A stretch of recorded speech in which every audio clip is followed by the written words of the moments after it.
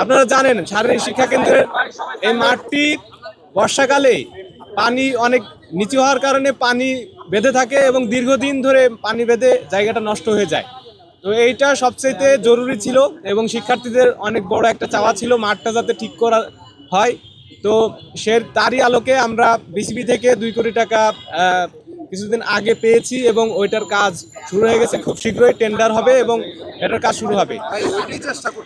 একই সাথে আমাদের শারীরিক শিক্ষা কেন্দ্রে ছেলে এবং মেয়েদের যে জিমনেশিয়াম, এই জিমনেশিয়ামে মেয়েদের টাইম ছিল সকাল 8টা থেকে 1টা। এই টাইমে ক্লাস থাকার কারণে মেয়েরা ঠিকমতো জিমে আসতে পারতেন না।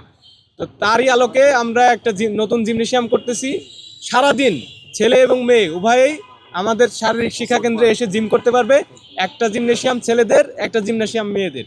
এবং এই জিমনেশিয়ামে আমরা অলরেডি কাজ অনেক এগিয়ে গেছে এবং এখানে এসিও স্থাপন করা হয়েছে, কারণ অনেক বেশি হিউমিডিটি থাকে। এবং আমাদের যে বাস্কেটবল গ্রাউন্ডটা আছে এখানে হিউমিডিটি কমানোর জন্য অ্যাডজাস্টার ফ্যানের বিল পাস হয়ে গেছে। এই রমজানের ভিতরেই আমরা এটা লাগিয়ে ফেলবো। একই সাথে আমরা এখানকার যে মসজিদটা আছে, মসজিদটা রেনোভেশন করে এটা শুরু করেছি এবং এখানে তারাবির নামাজও পড়ানো হচ্ছে।